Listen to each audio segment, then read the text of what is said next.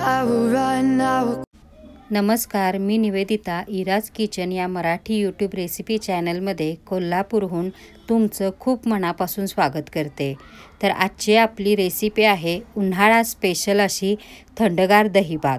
पाहता क्षणी डोळ्यांना पण अगदी गार वाटेल आणि कधी एकदा आपल्या पोटात जाईल अशी आपली इच्छा होईल असा दहीभात. त्याकरता लागणारे आपण साहित्य बघूया. इथे मी बासमती तुकड्या तांदळाचा भात 5 वाटी घेतला आहे. 5 वाटी भाताकरता 1.5 वाटी मलई दही घेतलेला आहे मी आणि अर्धा लिटर दुधाची साय घेतलेली आहे आणि 3 ते 4 चमचे त्यात मी दूध घेतलेलं आहे. पाऊण वाटी डाळिंबाचे दाणे, जिरे घेतलेले आहेत 2 टीस्पून, कढीपत्ता 2 डहाळे, ताक मिरची 3 ते 4, पाऊण वाटी स्वच्छ धुवून बारीक केलेली कोथिंबीर, फोडणी करता तेल आणि चवीप्रमाणे मीठ. सगळ्यात पहिल्यांदा इथे जे मलई दही घेतलेले आहे ते पाण्याचा थेंबही न वापरता रवीच्या साहाय्याने अगदी एकसारखे करून घ्यायचे.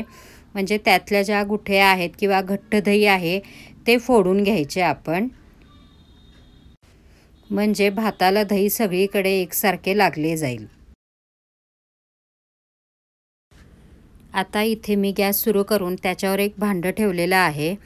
त्यामध्ये मी 3 टेबलस्पून तेल घालणार आहे. तेल चांगलं गरम होऊ द्यायचं.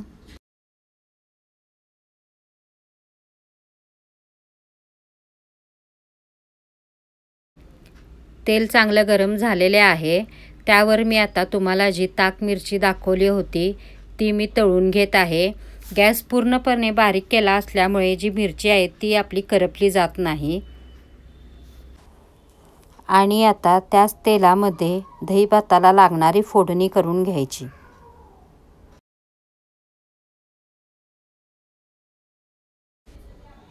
फोडणीला सगळ्यात पहिल्यांदा मी जिरे घालून घेते.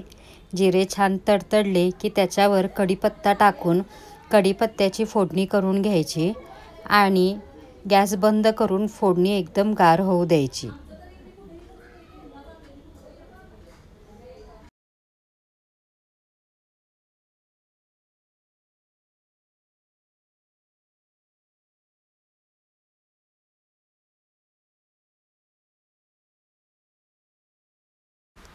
एक 4 ते 5 मिनिटानंतर आपण आता दही भाताच्या तयारीला लागूया. येथे जे मी मलई दही घेतलं होतं ते भातावर टाकून घेते.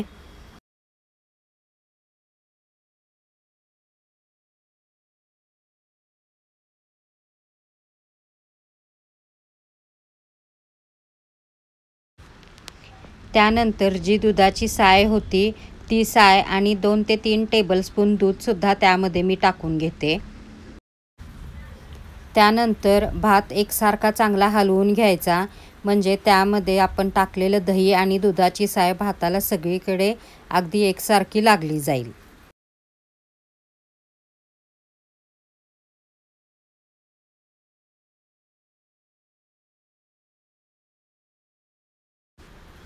आता त्यामध्ये जी बारीक चिरून घेतलेली कोथिंबीर आहे ती टाकून घेते.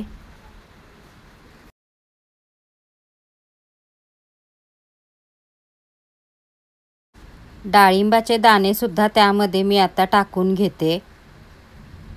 येथे मी मुद्दामून डाळिंबाच्या दाण्याचा वापर केला आहे, कारण आपण जेव्हा भात खातो तेव्हा मध्येच चावत असताना एखादा जो डाळिंबाचा दाणा येतो त्याची टेस्ट एकदम छान लागते. आता परत एकदा मी तो भात एकसारखा हलवून घेते.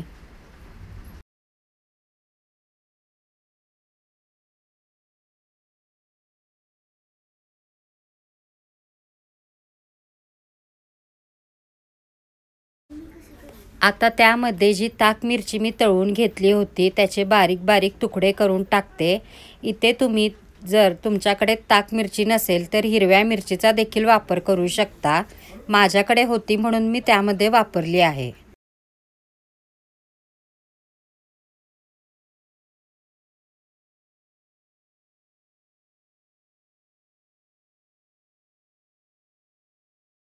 मिरची टाकून झाल्यानंतर त्यामध्ये मी आता गरजेनुसार मीठ टाकून घेते.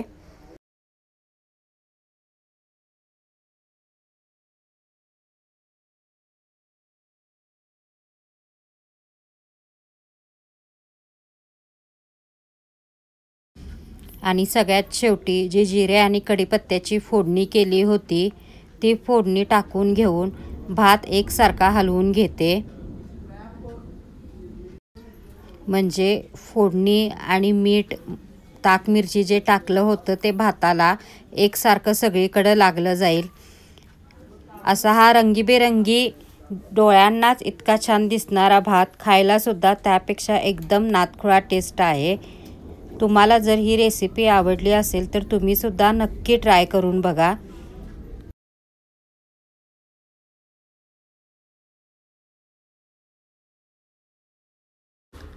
तुम्ही इराज किचन या माझ्या चॅनेलवरील व्हिडिओ नव्याने पाहत असाल तर माझे व्हिडिओ लाईक करा, शेअर करा, माझ्या चॅनलला सबस्क्राईब करा आणि बेल आयकॉन हिट करायला अजिबात विसरू नका. असा हा थंडगार दही भात मी आता एका डिशमध्ये सर्व करून घेते. तुम्हाला जर ही माझी दही भाताची रेसिपी आवडली असेल तर तुम्हीसुद्धा एकदा नक्की ट्राय करून बघा. धन्यवाद.